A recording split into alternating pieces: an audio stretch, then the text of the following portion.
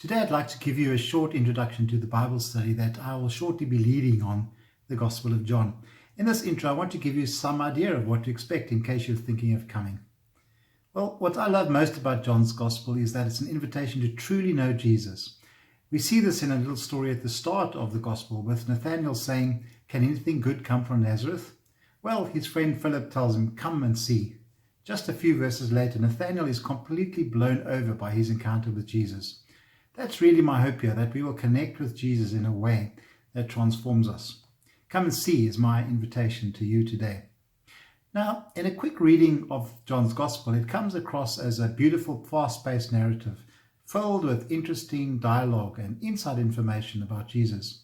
It gets its message across using simple words taken from everyday life like bread, wine, and fishing. It's unique in its style and gives us stories you won't find in the other Gospels.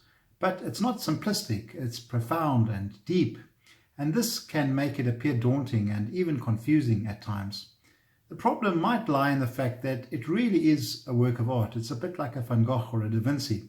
It has so many layers to it, and we could study the book from many different angles. I think the trick to avoid getting lost is to pick an approach in any study of John's Gospel and to stick with it. I can see at least 5 ways we could study the Gospel. We could see it as a courtroom drama with Jesus on trial for claiming to be God's Son.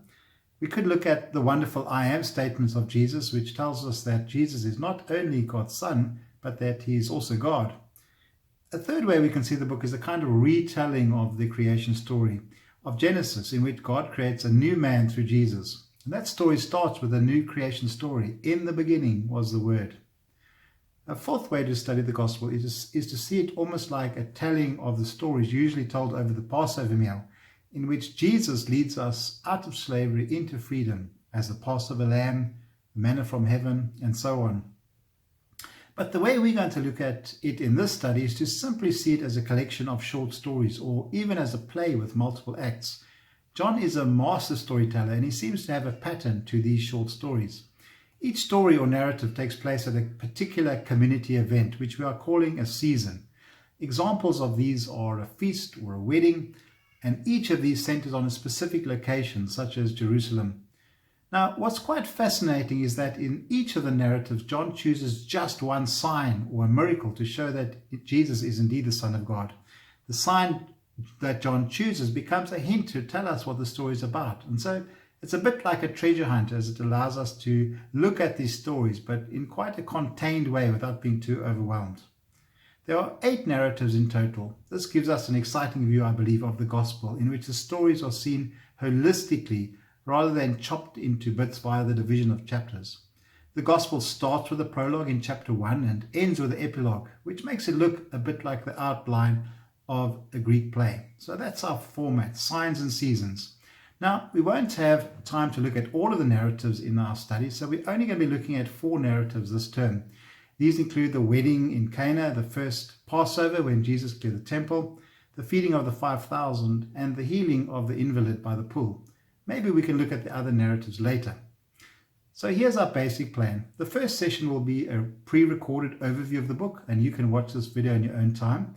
Then we will have 5 online sessions. Our first online session on the 16th of February will cover chapter 1, which is the prologue of our story. After that, we'll cover the first 4 of the narratives. In each session, I'll be sharing a teaching, and it's going to be not a preach, it's going to be a teaching, and we'll have the opportunity to get into the text in some depth here. We're hoping also to have opportunities for some form of collaboration in the online sessions for those who want it. And yes, we're going to use Zoom, but if you want to listen in quietly, that's okay.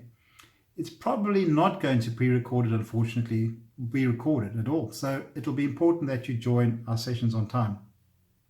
If you want to be part of the study, then please let me know, or the church office, that you want to come so that we can add you to our communication channel for sending out information and the link to the meeting. And you're welcome to invite friends and family if you want to.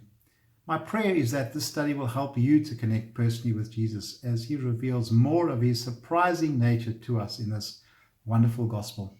So come and see, and if you want to, please do join us at the Signs and Seasons study.